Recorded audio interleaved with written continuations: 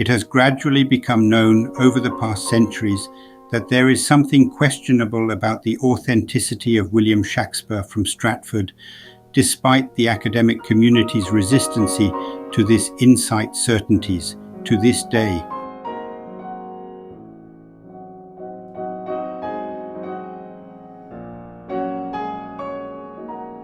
Be fully aware. Already since the time of Shakespeare, there exists a not well-known historical controversy about the true or real author of Hamlet, King Lear, Macbeth, etc. The traditional view that William Shakespeare of Stratford wrote the plays remains no longer that clearly accepted among scholars, so-called Stratfordians, compared to anti-Stratfordians, with his greatest contender Edward de Vere, the 17th Earl of Oxford. It is deeply astonishing why a subpar global academic Shakespeare community has so trivialized the doubts of a so highly educated elite of worldwide bright individuals.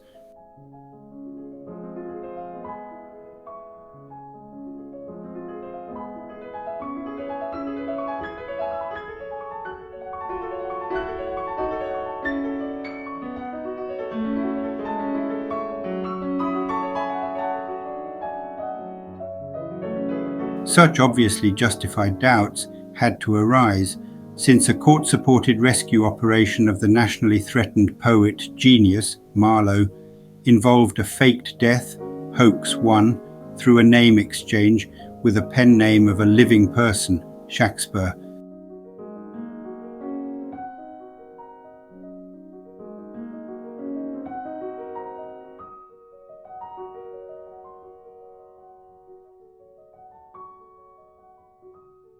The supposed later discovery or clarification of hoax 1, the false Shakespeare, at the beginning of the 20th century could only be achieved almost inevitably and necessarily through the invention of hoax 2 by Thomas Looney in 1920, who in his book Shakespeare Identified brought a large community behind him for the dissolution of hoax 1 beyond the Stratfordians, by finally conjuring up the hitherto little-known true author of Hamlet, Macbeth and King Lear, the 17th Earl of Oxford, Edward de Vere.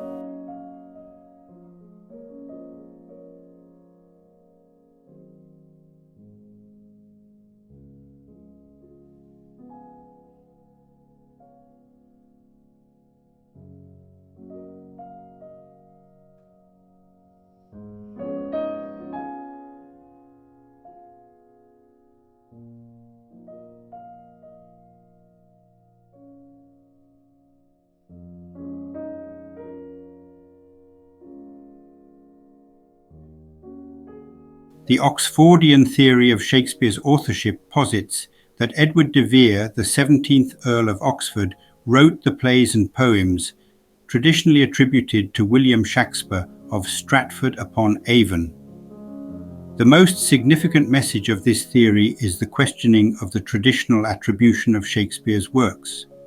Advocates of the Oxfordian theory argue that de Vere had the necessary education, literary talent and courtly experience to write the plays which they believe Shakespeare of Stratford lacked.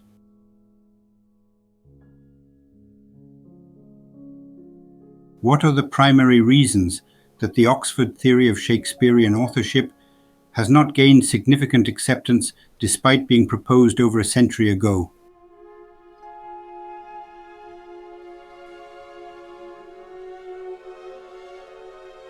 There are no known manuscripts or records linking Edward de Vere directly to the works of Shakespeare.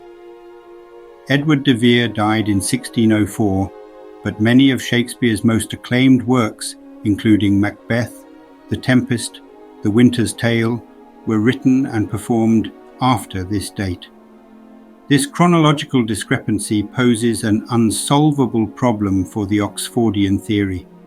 While de Vere was undoubtedly well-educated and a known poet, the literary style and themes of his confirmed works differ, notably, from those of Shakespeare. Additionally, the sheer volume and diversity of the true Shakespeare's work would have required an extraordinary level of output and collaboration, which there is no evidence de Vere engaged in.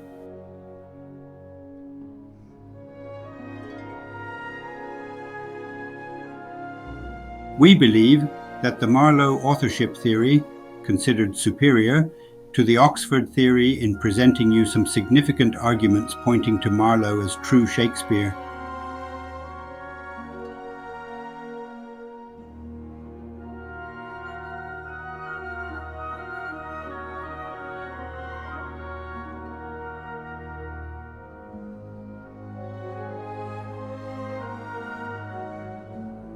the Marlowe theory hinges, and otherwise makes no sense, on the plausible and logic claim that deadly threatened Marlowe had to fake his death in 1593 and stay concealed to continue to write under a self-chosen multiplicity of pseudonyms, including Shakespeare, but many more.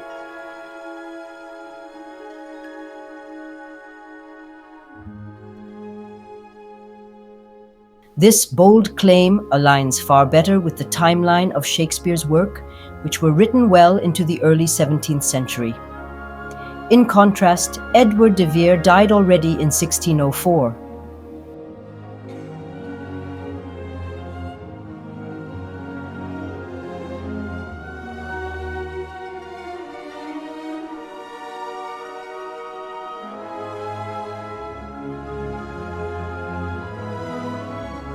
Marlowe's works exhibit strong stylistic similarities to Shakespeare's play, if you compare, for instance, Shakespeare's Richard III with Marlowe's Edward II. Marlowe's literary techniques and themes present in his work are strongly echoed in Shakespeare's corpus, suggesting a continuation of Marlowe's writing style.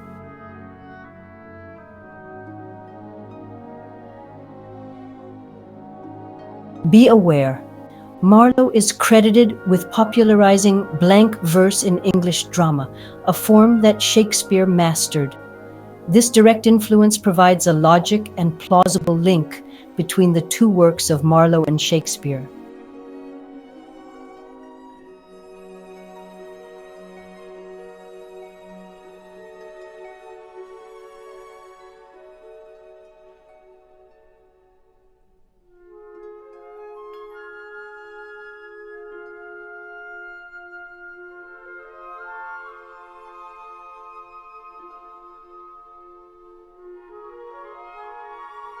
The great Marlovian Peter Fowey published this graph, analyzing the use of enjambments and feminine endings over time in all Marlowe and Shakespeare plays.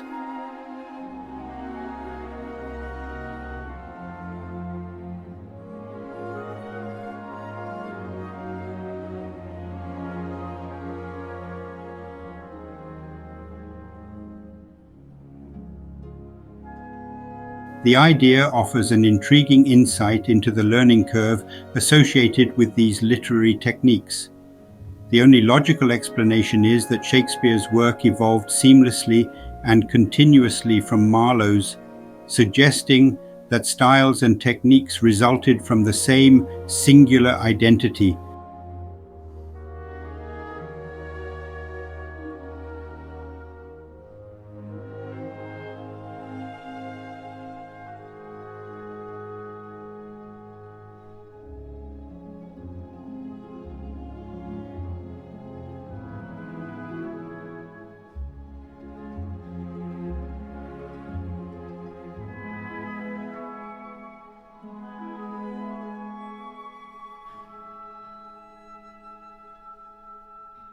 Marlowe began a solid university education in Cambridge in late 1580. Contextually possible, he could have spent time before in Oxford, which gave him the linguistic and literary tools to write complex and sophisticated works attributed to Shakespeare. While Marlowe did not have the aristocratic background of Edward de Vere, he had significant connections and experiences that gave him insight into the courtly and political life reflected in Shakespeare's works.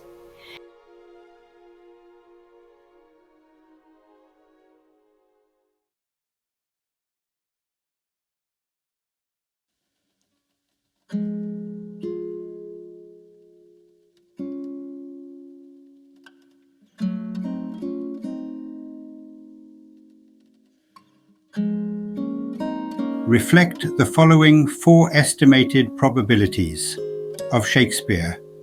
First, of the same age, living in the same city of London, Stratford, Shakespeare's literary activity did not overlap, with Marlowe's for even a single day estimated probability 0.001% or 1 in 100,000. Second, universal knowledge and foreign language proficiency of Shakespeare could not be learned from the elementary school education 1570 in Stratford, estimated probability 0.001% or 1 in 100,000. Third, Shakespeare's plays could not have been written by someone who never spent a single day in a royal aristocrat court in his life, estimated probability 0.001% or 1 in 100,000. Fourth, the bequest of the Stratford man, greatest poet playwright of all time, does not contain any book, literary object, manuscript, or other written notes. Estimated probability 0.001% or 1 in 100,000. If we multiply these probability factors in accordance with the rules of mathematical probability calculations, the probability that Shakespeare Stratford and Shakespeare Hamlet are identical, that is the same person, is 0.000001%. That is 1 to 10 a million. If we also consider the hundreds of other existing similar probabilities, we get an astronomically low value equivalent to total improbability of an identity between Shakespeare Stratford and Shakespeare, author of Hamlet.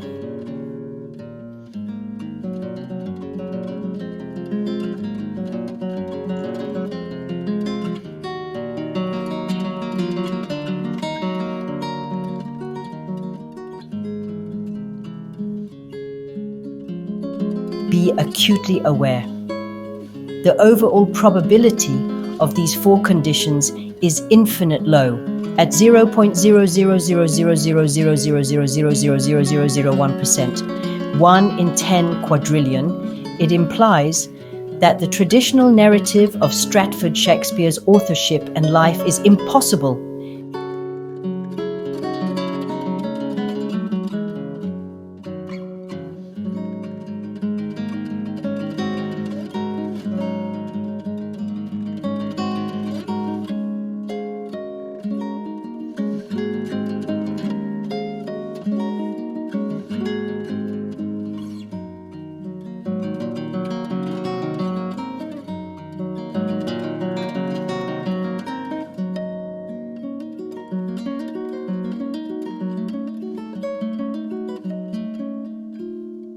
Looney summarized in Chapter 3, entitled Some General Features of the Author, at the end of page 119.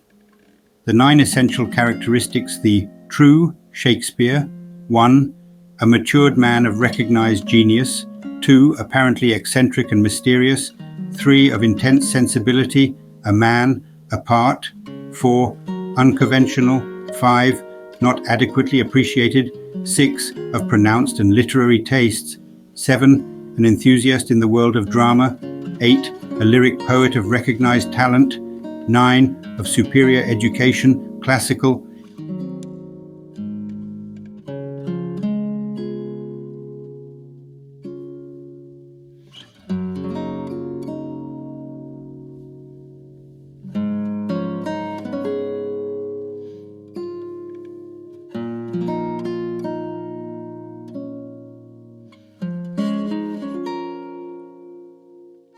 It is hardly probable that one, endowed with so commanding a genius, should have been able to conceal the greatness of his power wholly from those with whom he associated. And therefore we may reasonably expect to find him a mind of recognized and recorded genius.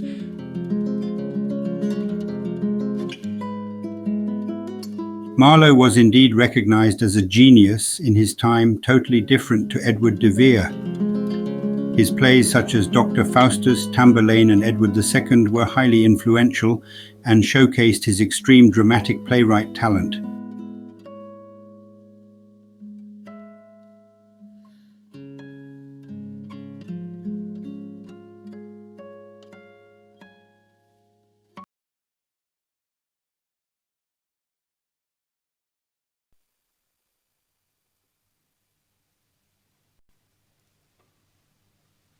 The mysteriousness in which he has chosen to involve the production of his works and plays ought not to escape the observation of others.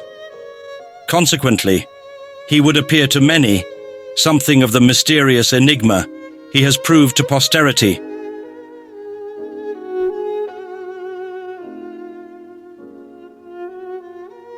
Looney. A man who has produced so large an amount of work of the highest quality and was not seen doing it must have passed a considerable part of his life like doing nothing.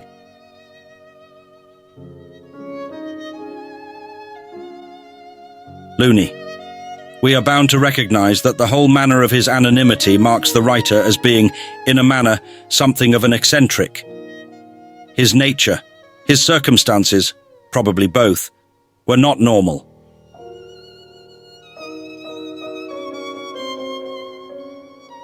Marlowe, known for his mysterious and controversial life, had a dialectic literary attitude marked by intense ambiguity and a complementary nature.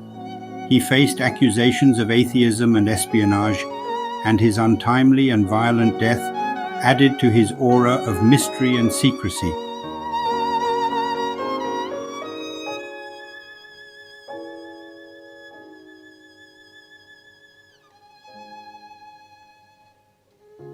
The possession of abnormal power, a highly strung temperament interposes a barrier between a man and his social environment. The poetic genius has always, therefore, more or less, a man apart, whose very aloofness is provocative of hostility in smaller men. A man apart typically describes someone who is distinct from those around him, often due to his unique qualities, beliefs, or experiences. It can carry positive and negative connotations, depending on the context.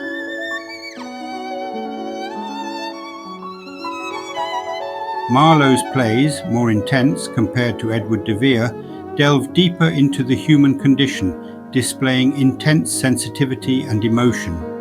His characters and themes clearly explored the boundaries of human experience and ambition, nowhere even remotely comparable to Edward de Vere.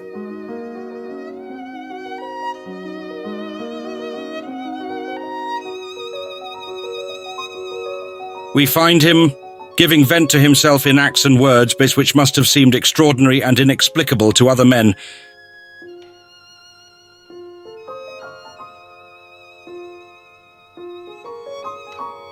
Marlowe was certainly unconventional.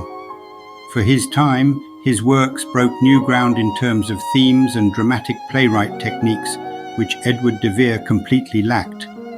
His reputed lifestyle was far from the norm.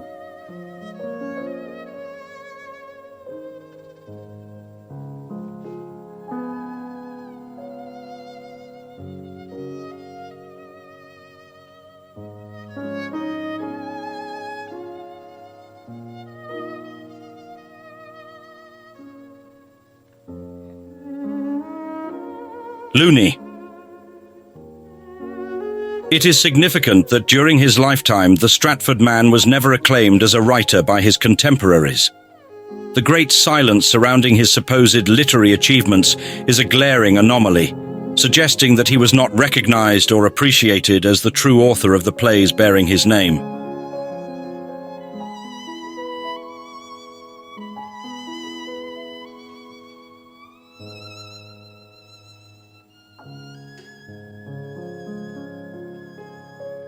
While respected during his lifetime, Marlowe's alleged fortune and career was later overshadowed by Shakespeare's subsequent fame. His presumed controversial lifestyle strongly affected his reputation.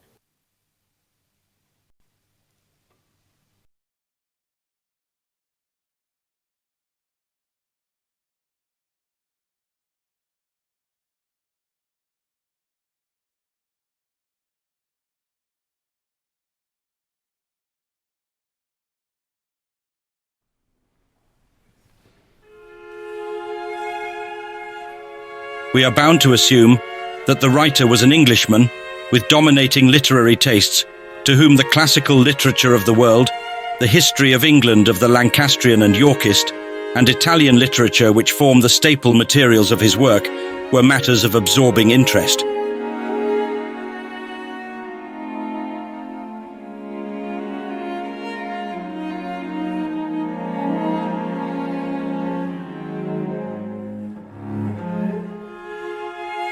Marlowe's literary tastes were well known, particularly his interest in classical themes and his ability to weave complex and moral questions in his works.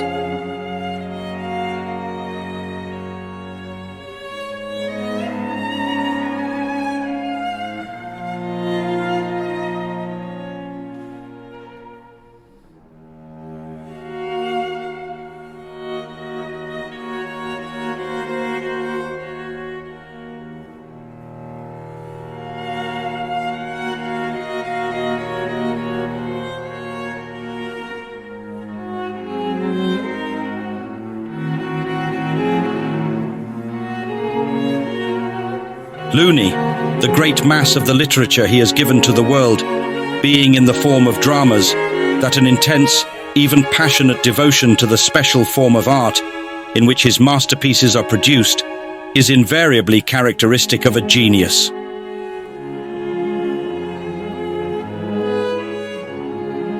This described special devotion to the unique form of dramatic art fits perfectly and exclusively with Marlowe, yet is deceptively unsuited to the Earl of Oxford.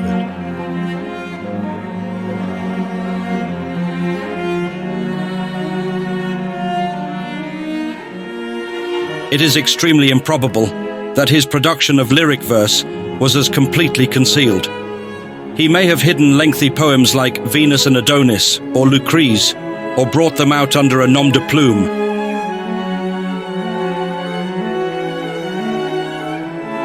This would mean that Shakespeare, Marlowe, could have hidden lengthy poems under his pseudonym, but hardly possible, his fugitive pieces of lyric verse.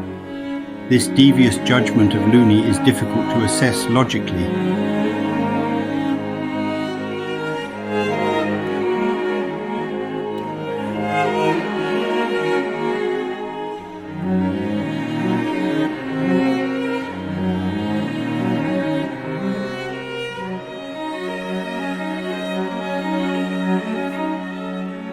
Looney.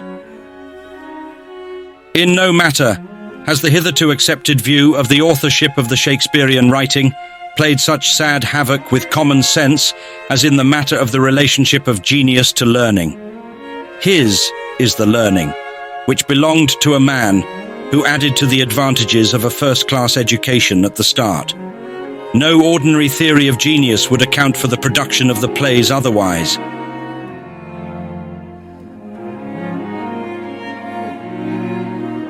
Marlowe was doubtless well educated, having attended Cambridge University, where he received a Master of Arts degree.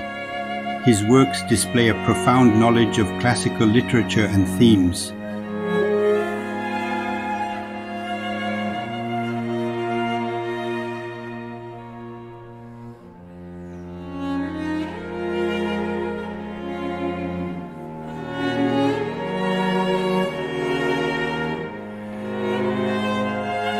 The unfortunately unanswered question remains why Thomas Looney did not even make an attempt to incorporate into his considerations the only unequivocal literary and dramatic genius of his time.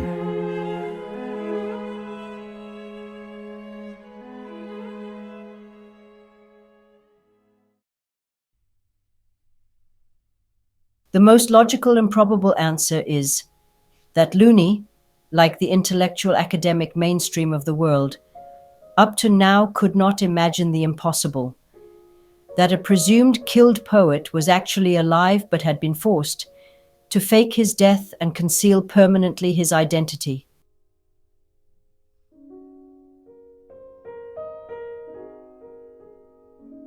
Conclusion: Looney's 9 features, summarized for Edward de Vere, fit far better for a living Marlowe than for the Earl of Oxford, who died already in 1604.